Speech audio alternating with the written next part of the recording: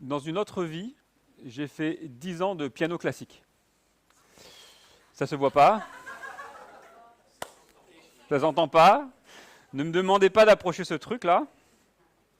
Je n'étais pas un élève très appliqué, je n'avais pas le talent de Nolan. Et j'ai beaucoup joué avec les nerfs de ma prof de piano.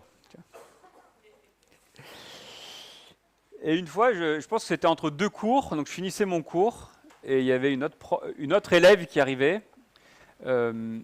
Et moi, je pestais sur une partition de Beethoven, parce que vous savez, sur une partition, vous n'avez pas que les notes. Vous avez les notes, mais vous avez aussi adagio, moderato, fortissimo. Vous avez des petits trucs qui vous disent, bah là, il faut jouer doucement, puis là, il faut jouer fort, machin. Et je pestais là-dessus. Et la prof, qui se définissait vraiment comme une prof de piano classique, disait, non, non, non, non, Jérémy, écoute, c'est écrit, tu joues. Et il y avait l'autre élève qui avait 25-30 ans de plus que moi, années 60-70, tu vois, vous voyez où j'arrive, et qui me dit non, mais non, qui dit à la prof, mais non, Beethoven, il écrit des trucs, tu vois, tu peux t'en inspirer, mais après tu le fais un peu comme tu veux, tu vois, tu le mets à ta sauce. Alors là, la prof, tu vois, elle était... Ah non, c'est écrit, tu joues, tu vois. Et moi, alors moi, j'avais un allié inattendu dans la bataille, tu vois. Et j'étais content. Alors vous êtes quoi? Du côté de ma chère prof Sandrine, si un jour elle regarde cette vidéo. Vous êtes du côté de la prof de piano, Beethoven écrit, tu joues Beethoven, ou vous êtes du côté de cette dame, d'ailleurs c'était une amie de famille, on se retrouvait par hasard dans ce cours. Non, non, non, Beethoven il a écrit, et bon, c'est bon, on n'est plus en 1000... Hein 18e, on n'est plus au 18e siècle, tu adaptes, tu adaptes. Vous êtes de quel côté? Pas de jugement, on est entre nous. Hein? Prof de piano, là ça dit prof de piano. Nolan, t'es quoi toi? Ah, il a pas écouté. Nolan, il n'a pas écouté. Ah, ok, ok. Non, voilà. Donc vous voyez la tension. La tendance, elle est où aujourd'hui? À ma sauce, grave, à fond. Aujourd'hui, la tendance, elle est tu brûles Beethoven. Je ne sais pas si vous avez vu l'œuvre d'art qu'ils ont mis sur la place Vendôme à Paris, là. Tu as Beethoven, tu le prends, tu le jettes, et tu mets n'importe quoi à la place, tu vois. Bon, vous voyez où je veux en venir, et on a la même question avec Dieu, c'est la même chose.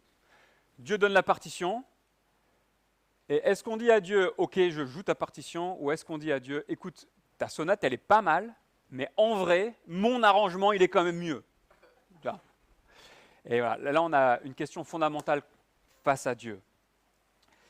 Je vous invite à ouvrir vos Bibles, page 668 dans les Bibles de l'Église. On est dans Luc, chapitre 8. On va lire à partir du verset 4. Et la question c'est, voilà, je ne vais pas tout donner, j'en ai déjà dit beaucoup. On va lire à partir du verset 4. Et on va faire un truc ensemble. À chaque fois qu'il y a le mot « entendre », on va le lire ensemble. Ok ? Entendre ou dériver. Hein. Luc, chapitre 8, à partir du verset 4. Le mot « entendre », tous les dérivés, on les lit ensemble. Une grande foule se rassembla, et des gens vinrent vers lui de diverses villes. Alors il dit cette parabole. Un semeur sortit pour semer sa semence. Comme il semait, une partie de la semence tomba le long du chemin. Elle fut piétinée et les oiseaux du ciel la mangèrent. Une autre partie tomba sur un sol pierreux. Quand elle eut poussé, elle sécha parce qu'elle manquait d'humidité. Une autre partie tomba au milieu des ronces. Les ronces poussèrent avec elle et l'étouffèrent. Une autre partie tomba dans la bonne terre. Quand elle eut poussé, elle produisit du fruit au centuple. Après cela, Jésus dit à haute voix que celui qui a des oreilles pour entendre. Enfin, il y en avait deux là.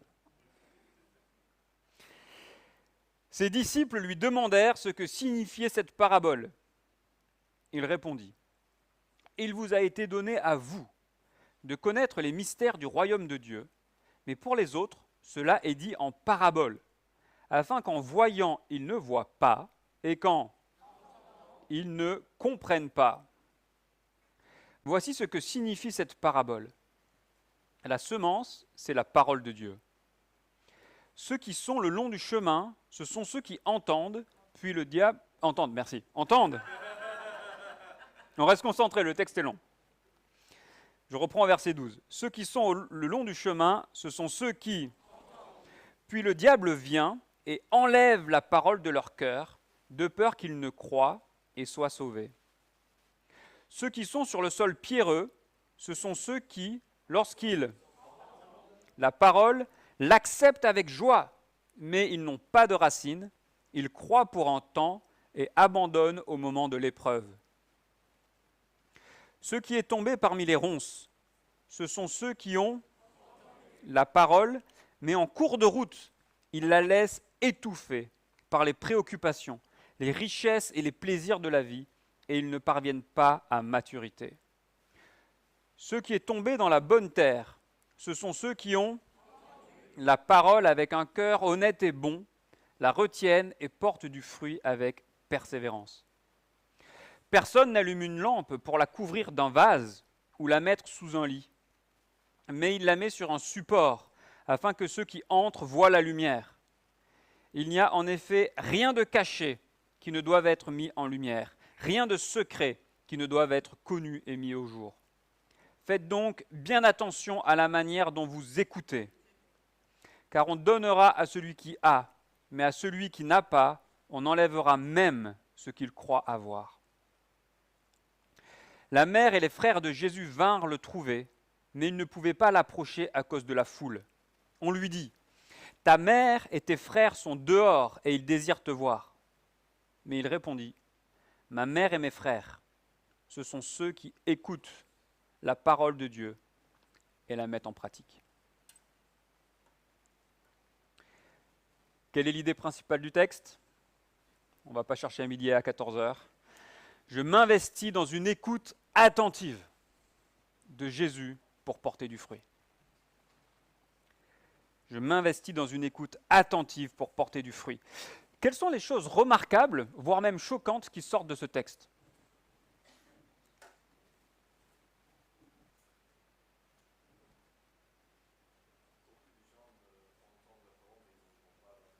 Ok, donc le gâchis de la semence. D'accord, 3/4 du travail est fait pour rien. C'est pas très rentable à la base. Ok, quoi d'autre? Voilà, donc nous les Occidentaux, on a un peu oublié, on pense qu'il y a Dieu tout en haut, puis il y a nous sur terre, et on a un peu oublié les choses au milieu. Et on pense que si jamais il y a des choses spirituelles, des énergies, on ne sait pas trop, de toute manière c'est bon. Le texte nous dit, en vrai, non, c'est pas vrai. Voilà. Il peut y avoir des influences spirituelles négatives qui viennent nous empêcher de comprendre. Ouais. C'est quoi le thème de la parabole? C'est entendre. Et il y a un a priori qu'on peut entendre. Vous ne trouvez pas qu'il y a un passage très dur au verset 10? Pour les autres, c'est dit en parabole, pourquoi? Pour qu'ils n'entendent pas, qu'ils ne voient pas. Bizarre, non?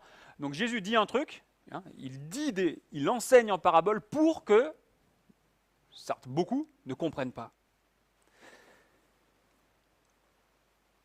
Donc c'est une parabole. Donc il y a des choses choquantes, c'est une parabole. On va avoir beaucoup de paraboles, c'est la première grande parabole de l'évangile de Luc. On va en voir beaucoup dans tout l'évangile. Et pour comprendre une parabole, vous avez besoin de 5 éléments clés toujours. D'accord ? Le premier élément clé, c'est qu'une parabole est toujours donnée dans une situation. D'accord ? Quand vous lisez les évangiles, les paraboles viennent toujours dans une situation. La situation de celle-là, il faut remonter un tout petit peu au verset 1 à 3. Donc regardez Luc, chapitre 8, versets 1 à 3. Jésus va de ville en ville et de village en village, il prêche et il annonce la bonne nouvelle du royaume de Dieu. Et regardez qui l'accompagne, les 12, et quelques femmes, des femmes qui avaient été guéries d'esprits mauvais et de maladies. Donc vous avez Marie, qui a vu 7 démons, vous avez Jeanne, Suzanne, et beaucoup d'autres femmes qui le servaient en l'assistant de leurs biens. Et au verset 4, vous avez une grande foule qui se rassemble et qui vint vers lui de diverses villes. Donc on ne va pas tout spoiler maintenant, je garde ça pour tout à l'heure, mais déjà on a une situation, il y a quelque chose de particulier, vous avez un rabbi qui avance, qui enseigne, et qui est suivi non pas juste par des élèves qui notent, mais il y a des hommes, il y a des femmes qui le suivent, qui ont été guéris. Donc toujours dans une parabole, vous avez une situation. Dans une parabole, vous avez des informations. On apprend des choses dans une parabole. Donc là, on a appris qu'effectivement, il y a l'ennemi, le diable, qui veut essayer de nous empêcher d'écouter. Mais on a appris d'autres choses dans cette parabole. On apprend quoi? Par exemple, donnez-moi un truc qu'on apprend, par exemple.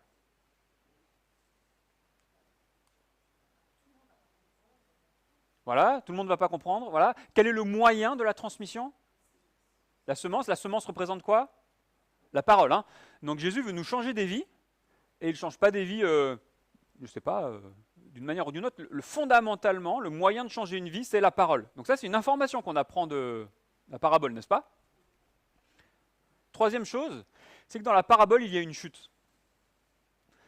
La chute ici, c'est qu'il y a 3/4 de terrain qui ne marche pas, mais que quand ça marche à fond. C'est vrai, hein? Le rendement de 100, voilà, c'est surprenant. Donc quand vous lisez une parabole, il y a une situation... On apprend des choses et chercher la chute, chercher le truc bizarre qui normalement n'est pas comme ça. Pour comprendre une parabole, il y a une attitude. Une parabole, vous ne la comprenez pas si vous ne vous impliquez pas.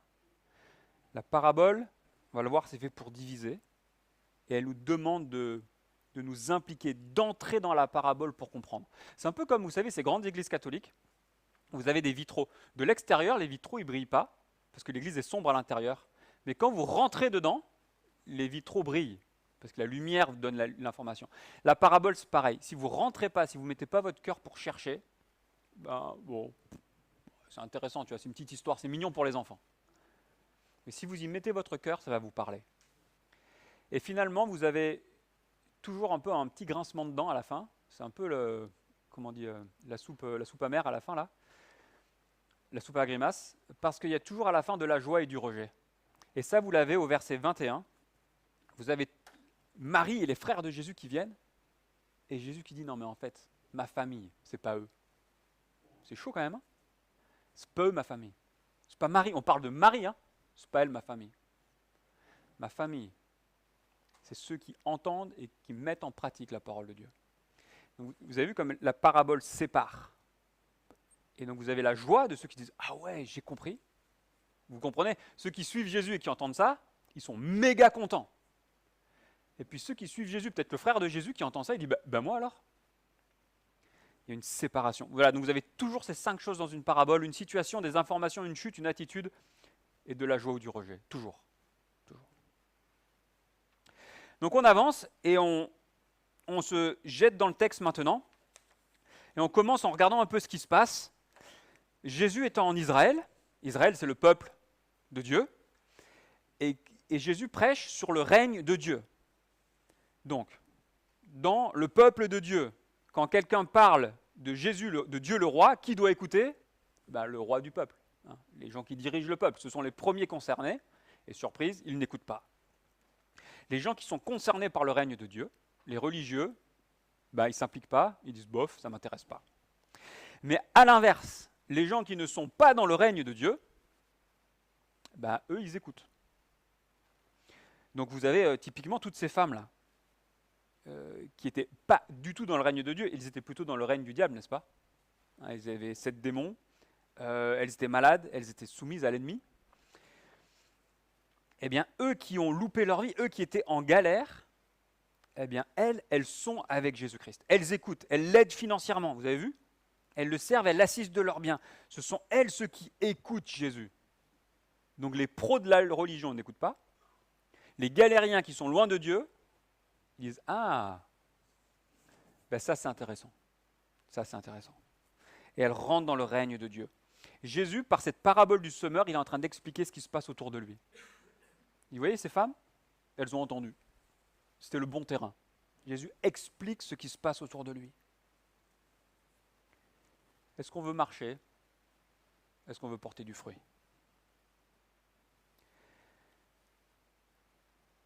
L'image de la semence revient souvent dans le Nouveau Testament, parce qu'au cœur de l'image de la semence, il y a l'idée que la semence meurt pour porter du fruit. Jésus va mourir pour porter du fruit, et nous sommes le fruit qu'il porte. Il nous pardonne, il nous restaure, il nous donne une nouvelle vie, il nous répare. Est-ce que nous aussi, on veut être les premiers à porter ce fruit que Jésus veut porter? Il meurt pour nous, et comme ces femmes, qui ont compris qu'en écoutant la parole de Dieu, on pouvait être libéré. À notre tour, en écoutant la parole de Dieu, on peut vivre vraiment. On est pardonné, on est restauré, on est rétabli, on peut vivre avec lui. Donc c'est ça qui est en train de se passer. Et Jésus dit, vous voyez les gens là qui me suivent, ben, ils ont entendu, ils ont compris, ils vivent une nouvelle vie. Alors maintenant, on va dans le détail. Et le détail, c'est d'écouter avec attention. La surprise, effectivement, c'est que, eh bien, il y en a qui sont aveugles, c'est au verset 10. Il y en a qui ne voient pas, il y en a qui n'entendent pas. C'est une citation d'Ésaïe. C'est un grand prophète de l'Ancien Testament. Ésaïe a une mission extrêmement difficile, extrêmement redoutable. Dieu lui a dit, on est dans le chapitre 6 d'Ésaïe, « Va parler au peuple, dis-leur de revenir à moi, dis-leur d'arrêter d'avoir une foi superficielle. Oui, je crois en Dieu, mais en fait, ma vie, elle ne change pas. Mais en fait, Ésaïe, il n'y a personne qui va t'écouter. Tu vas passer une vie à prêcher, personne ne va t'écouter. Parce que je suis tellement en colère contre ce peuple que je veux le déraciner. Enfin, pas le déraciner, je veux le couper à ras, et on va partir avec une nouvelle graine. Il n'y a aucune chance. Cette nouvelle graine, on comprend aujourd'hui que c'est Jésus, mais Ésaïe, lui, il a passé sa vie à prêcher, il n'y a personne qui l'a écouté. Parce que entendre Dieu, c'est difficile. Au temps d'Ésaïe, c'était difficile d'écouter Dieu. Au temps du prophète Jérémie, c'était difficile d'écouter Dieu. Voilà ce que Jérémie écrit. Puisque, donc Dieu, puisque je vous ai parlé et reparlé inlassablement et que vous n'avez pas écouté, je vous chasserai loin de moi, comme j'ai chassé tous vos frères. Au temps de Jérémie, c'était difficile d'écouter Dieu. Et aujourd'hui, comme toujours, écouter Dieu, c'est difficile. Je parlais avec un papa d'école, il y a 10 jours là, de culture catholique, et il m'amène à parler sur la résurrection de Jésus. Et il me dit, écoute quand même, Jérémie, la résurrection, c'est too much. C'est trop. C'est trop. Je ne peux pas l'accepter. Et c'est super intéressant parce que pourquoi vouloir s'approcher d'un Dieu qui serait tout-puissant en lui refusant le droit d'être tout-puissant? Quelle logique? Et on se rend compte qu'en fait, avec Dieu, on est souvent dans une espèce de danse, comme dans un évitement. On veut Dieu, mais on ne le veut pas vraiment. On veut Dieu, mais on veut qu'il soit quand même comme je veux qu'il soit. Vous voyez cette danse? Et franchement, on le fait tous un peu. On le fait tous. On le fait tous. Si Dieu existe, est-ce qu'on lui donne le droit d'être tout puissant ou pas? Entre autres. Et plus largement, c'est en gros question de culture. C'est-à-dire que cet ami-là, ce qu'il dit, la culture lui a appris à dire ça. Parce que notre culture nous dit « n'écoute pas Dieu », mais notre culture nous dit « parle qui tu es ». Dis qui tu es, définis-toi et définis Dieu. Exemple ultime de ça, Rip Curl, grande marque de surf, voilà, si vous faites des sports cool, vous connaissez Rip Curl, avait une égérie qui s'appelait Bethany Hamilton, qui était une championne de surf visiblement incontestée, je ne la connaissais pas, mère de 4 enfants, qui avait perdu un bras lors d'une attaque de requin. Oui, parce que quand tu fais du surf, tu es aussi la nourriture des requins. Et cette Bethany Hamilton, c'était l'exemple parfait, puisque c'était une femme, mère de famille, handicapée, c'était inclusif, qui était championne, égérie de Rip Curl. Mais Bethany a commencé à critiquer que des hommes qui se disent femmes participent aux compétitions de femmes et prennent la place des femmes sur les podiums. Ah oui, et bien sûr, ce qui s'est passé, c'est que Bethany s'est fait jarter de la place d'égérie de la marque Rip Curl, et elle a été remplacée par, devinez qui? Un homme qui se dit femme. Au passage, Rip Curl a perdu 30% de ses revenus. Mais qu'est-ce que ça veut dire? Qu'est-ce que ça veut dire? Ça veut dire que notre culture nous dit « proclame qui tu es ». Proclame qui tu es. Et Bethany a eu le malheur de dire « en fait, non, on est défini ». Alors dans son cas, elle ne prêchait pas Dieu, elle disait on est défini par la nature, quoi, par qui on est, par notre sexe biologique. Et ça, c'est interdit aujourd'hui de dire ça, parce que la culture nous dit on se définit. On n'écoute pas qui on est. On dit qui on est, on dit qu'est-ce qu'on est. proclame qui tu es et proclame qui Dieu est. Et le rôle des paraboles, c'est précisément de faire une division entre ceux qui écoutent et ceux qui disent Dieu. Jésus dit des paraboles pour demander à la foule qui l'écoute, verset 4, c'est la foule qui l'écoute, et il demande à la foule de s'investir pour trouver, et la parabole va diviser l'auditoire. La parabole, c'est un couteau à double tranchant qui instruit et divise en même temps. Ceux qui s'impliquent avec humilité, tu vois, Marie de Magdala avec 7 démons, je pense quand elle a écouté Jésus, elle n'a pas fait la fière. La femme pécheresse au chapitre 7, vous pouvez relire si vous voulez le chapitre 7, la femme pécheresse au chapitre 7, quand elle a écouté Jésus, elle n'a pas fait la fière. Non, je ne suis pas trop d'accord. Non, elle a écouté. Eux, ils comprennent que leur vie de base c'est un mauvais terrain, ils se repentent et ils croient. À l'inverse, vous avez ceux qui sont orgueilleux et qui disent non, en fait Dieu n'était pas vraiment comme ça. Pas vraiment comme ça. Eh bien eux, inéluctablement, ils finissent par se condamner eux-mêmes et s'éjecter eux-mêmes de la présence de Dieu. C'est comme ça que la parabole fonctionne. Elle fait le tri. Pour rentrer dans la parabole, il faut comprendre, il faut s'impliquer, il faut écouter avec repentance et foi. Vous vous souvenez de Jean le Baptiste, tout au début de l'évangile de Luc, qui nous disait « Repens-toi ». On commence à comprendre la parabole quand on dit « Ah ben en fait, peut-être que mon cœur est en mauvais terrain. Peut-être que mes oreilles ne sont pas capables de comprendre qui est Dieu. » Et quand on est là, ah ben on comprend la parabole. On comprend que la parole de Jésus n'est pas facile à comprendre. Et on comprend que pour entendre vraiment la parole de Jésus, on doit être dans une posture de repentance et de foi pour être un bon terrain désherbé là, où on peut suivre Jésus. Luc nous donne un espoir. Donc il cite Ésaïe, Jésus cite Ésaïe, en disant c'est super dur, c'est impossible. Mais Luc donne un espoir au verset 15. Il nous dit, ceux qui est tombé dans la bonne terre, il y a de la bonne terre, avec un cœur honnête et bon. Ceux qui ont entendu avec un cœur honnête et bon la retiennent et portent du fruit avec persévérance. Verset 18, faites bien attention à la manière dont vous écoutez. On peut écouter, c'est possible. C'est difficile, mais c'est possible.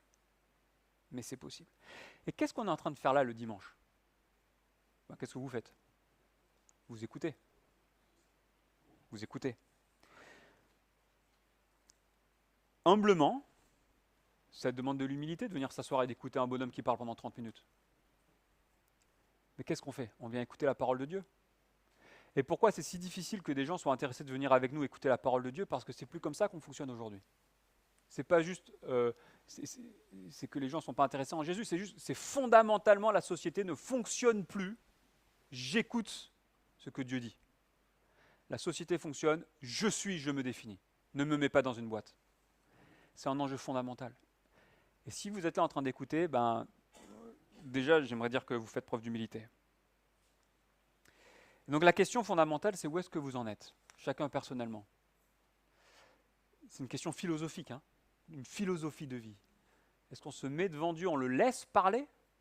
Ou est-ce qu'on dit, écoute Dieu, en fait, ta sonate, elle est pas mal, mais en vrai, l'arrangement, c'est moi qui le fais. Nous voulons écouter avec attention. Alors maintenant qu'on a vu le « attention », on va voir les paroles d'espoir. La première parole d'espoir, c'est la qualité de la parole de Dieu. Combien de terrains sont mauvais ? 3. Combien est bon ? Le rendement ? 100. Souvent, en pensant à cette parabole, quand je me baladais près des champs de blé, ça m'arrivait de prendre des épis et de compter. J'ai toujours été frustré, je ne suis jamais arrivé à 100. Et du coup, pour vous, ce matin, je suis allé vérifier sur le site de BASF. Effectivement, une pousse de blé produit entre 35 et 55 grains par épi. On parle de l'agriculture moderne, avec des semences actuelles. Donc imaginez, il y a en Galilée, terrain aride, avec des semences d'il y a 2000 ans. À mon avis, on était loin des 35 à 55 grains de rendement par tige. Donc quand Jésus met dans sa parabole, tu vas semer, tu vas récupérer 100, les gens, ils entendaient. On peut imaginer que dans la foule, il y avait beaucoup d'agriculteurs. À l'époque, c'était la grande majorité de la population. Donc quand les gars, ils venaient de rentrer leur moisson, et pas avec une moissonneuse batteuse, mais vous imaginez tout le travail manuel des champs, et que Jésus dit, tu vas avoir un rendement de 100, ça devait accrocher. Ça devait accrocher. Et ça nous parle que la parole de Dieu est puissante. Elle est puissante d'une manière extraordinaire, au-delà de nos cœurs durs. Et si on a un espoir dans nos vies, si on a un espoir pour nos familles, pour nos amis, c'est que la parole de Dieu est puissante. Osée, l'apôtre Jean, compare la parole de Dieu à une épée à double tranchant. Une épée qui vient et qui blesse nos cœurs. Elle ne nous laisse pas de marbre. Elle nous blesse, elle nous questionne, elle nous challenge. C'est une épée à double tranchant qui nous blesse, mais aussi qui nous guérit. Notre cœur est dur, on n'est pas capable d'écouter Dieu, mais la parole de Dieu est agissante même dans une terre dure. Et quand une vie est préparée par la repentance, elle porte du fruit. La parole de Dieu est agissante. Premier espoir. Deuxième espoir, c'est que Jésus nous donne les pièges à éviter. Il nous donne les cheat codes. J'écoute et j'annonce en évitant les pièges de la mort. Quel est le premier piège? On l'a dit, le premier piège c'est l'ennemi, le diable, Satan qui vient nous voler la parole de Dieu. Pour beaucoup, si vous écoutez autour de vous, on va vous dire que le monde de l'énergie, machin, tout ça, c'est un monde qui est forcément bon auquel il faut s'y connecter. Ben là, on nous dit que pas forcément. Le diable nous rend sourds. La proportion de mes amis pour qui croire est une impossibilité est incroyable. Enfin, je sais pas, hein. Vous n'êtes pas entouré par un nombre incroyable de personnes pour dire, même croire dans un Dieu bon, alors même qu'ils reprennent toutes les valeurs de Jésus, qui veulent les appliquer dans leur vie, mais remonter à Jésus, c'est impossible. Le diable vient et enlève la parole des cœurs. Cette parabole nous informe que l'annonce du message de Jésus, c'est une bataille spirituelle. Deuxième piège, c'est quoi? Non, ça c'est la troisième. Deuxième. Pardon? L'épreuve. C'est l'épreuve. Ceux qui entendent la parole l'acceptent avec joie, mais ils n'ont pas de racines. Ils croient pour un temps et abandonnent au moment de l'épreuve. Ok Jésus, c'est intéressant, mais quand c'est dur parce que je dois le mettre en pratique, quand c'est dur parce qu'il y a les moqueries, quand c'est dur, j'abandonne. Le troisième piège, vous l'avez mentionné, les préoccupations, les richesses, les plaisirs de la vie. C'est l'église quand j'ai le temps, l'église quand je peux, l'église oui, Dieu oui je l'aime, mais ce n'est pas vraiment ma priorité. La semaine est trop chargée, je ne viens pas trop à l'église. Les soucis étouffent la parole. En France, c'est quoi les plus grands risques pour nous parmi ces trois-là? Le dernier, numéro 3. Moi je pensais numéro 1 et numéro 3. On nous a tellement forgé dans la philosophie, dans les lumières, que l'homme va réussir à s'en sortir tout seul, qu'on n'entend même pas la parole de Dieu. Et l'autre risque, c'est que quand on l'a entendu, eh bien vous l'avez, hein, les préoccupations, les richesses et les plaisirs de la vie nous empêchent de croître. Alors on est tous différents. Vous, quel est votre risque personnel? Vous en êtes où? Vous en êtes où? Ne pas comprendre le message de Jésus? Le comprendre, mais ça reste superficiel, c'est étouffé. Vous l'avez compris, mais les préoccupations vous rongent. On a tous un peu nos faiblesses. Où en êtes-vous? Et au verset 18, vous avez une mise en garde qui est absolument terrible. Faites donc bien attention à la manière dont vous écoutez, car on donnera à celui qui a, mais à celui qui n'a pas, on enlèvera même ce qu'il croit avoir. C'est Jésus qui le dit, hein. En gros, si tu es sur les terrains 2 et 3, il faut bouger. Soit dire rien du tout et vis ta vie sans Dieu, soit prendre Dieu à fond, mais ne reste pas sur les terrains 2 et 3. Parce que la parabole commence à diviser, mais le jugement final vient et il fera la division définitive, la séparation définitive. Jésus nous dit, soit si tu as un petit peu, si tu goûtes à Jésus un peu, mais en fait, tu es étouffé par la vie, le machin, Jésus, il y a les épreuves à chaque fois, un pas devant, un pas en avant, un pas en arrière, ben à la fin, on enlèvera même ce que tu crois avoir. La seule solution, c'est de plonger dans le terrain numéro 4, qui est la bonne terre, et porter du fruit. Mais on a un espoir, c'est que Jésus nous donne les pièges. Jésus n'est pas une fouine. Vous savez, ce n'est pas un contrat d'assurance où on te dit je vais tout te rembourser, puis après tu as 4 pages de petites lignes que tu lis jamais, puis en fait tu vois, tu te fais toujours avoir. Jésus n'est pas comme ça. Jésus nous dit tout, il joue carte sur table. Donc on a un deuxième espoir, on sait quels sont les pièges, on peut les éviter. Troisième espoir, la parole peut germer et nous faire porter du fruit. Quand on vient avec repentance, quand notre cœur est préparé par la repentance, par le fait qu'on a besoin de Dieu, on peut porter du fruit. Un cœur honnête et bon. Et ça, c'est pas être parfait. C'est pas être bon chic, bon genre. Un cœur honnête et bon, c'est cette femme de mauvaise vie au chapitre 7 qui vient voir Jésus et qui lui offre une vie d'adoration. Elle a été honnête avec lui, elle n'a pas fait semblant. Elle avait le cœur préparé et la parole de Jésus l'a touchée, tes péchés sont pardonnés et elle a suivi Jésus. Elle porte du fruit. Ces femmes qui étaient malades, qui étaient sous l'influence de l'ennemi, sont guéries et servent et assistent Jésus de leur bien quand Jésus porte du fruit en prêchant la parole. On peut porter du fruit. On peut porter du fruit. On a une espérance. Comment, à votre tour, vous portez cette parole de Jésus-Christ autour de vous? Comment vous le faites? Comment dites-vous autour de vous la manière dont Jésus vous a touché et guéri? C'est difficile, n'est-ce pas? Le terrain 1 en France est dur. Avec Dorian, on est régulièrement découragé devant le premier terrain, devant ce terrain du je m'en foutisme. Il faut le dire. Hein. Et régulièrement, on prie ensemble, on dit, ok Seigneur, encore une fois, motive-nous pour qu'on persévère pour annoncer la parole de cette restauration, de cette réparation que Jésus veut dire. Parfois, on ne se sent pas compétent. Je vous recommande 2 ressources qui peuvent vous aider. Vous avez un super livre qui s'appelle « 12 raisons de ne plus croire au christianisme » et en petit, « Et pourquoi y croire encore ?» Donc ça, c'est super, c'est 12 arguments clés contre le christianisme et des réponses fondées pour y répondre. Et c'est vraiment très fortifiant pour notre propre vie. Si vous avez des enfants ados, vous pouvez courir l'acheter. Un peu plus intellectuel, vous avez Timothy Keller, la raison est pour Dieu, la foi à l'ère du scepticisme, c'est exceptionnel. Donc on peut aussi se former pour annoncer la parole. Troisième espoir, la parole peut germer en nous et peut nous faire porter du fruit à notre tour.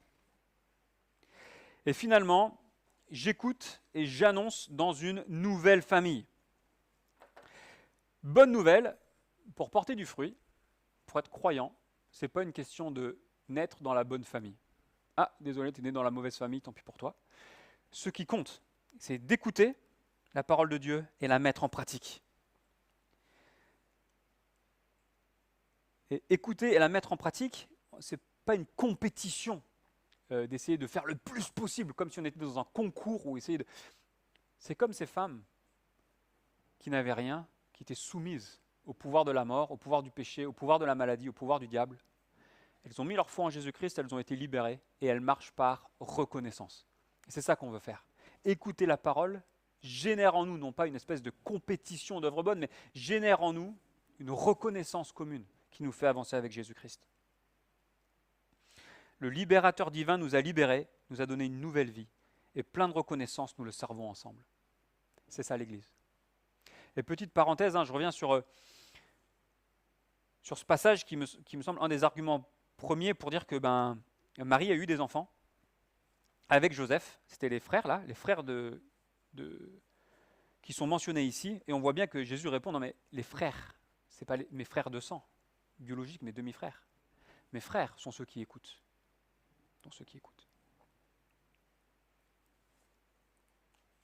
Voilà l'Église. On écoute ensemble et par reconnaissance, on avance ensemble. Je m'investis dans une écoute active de Jésus pour porter du fruit. On voit que l'enjeu de cette parabole, c'est de faire bien attention comme on écoute, de la manière dont on écoute. Jésus nous demande de faire l'inverse de la manière dont notre société nous a câblés. C'est difficile. On nous dit « réfléchis par toi-même, évalue, prends de la distance, garde de la réflexion ». Si vous allez dans les grandes facultés de théologie française, on va vous faire écrire des dissertations sur ces paraboles. On va vous faire analyser ces choses, posture philosophique de je ne sais pas quel penseur sur la parabole. Mais ce n'est pas ça. Face à Jésus, Dieu incarné, notre rôle, c'est de l'écouter avec un cœur préparé par la repentance, parce que le chef, c'est qui? C'est lui. Hein. C'est lui. Et en plus, il vient, il nous sauve, il nous garde. Je m'investis dans une écoute active de Jésus pour porter du fruit. Compris?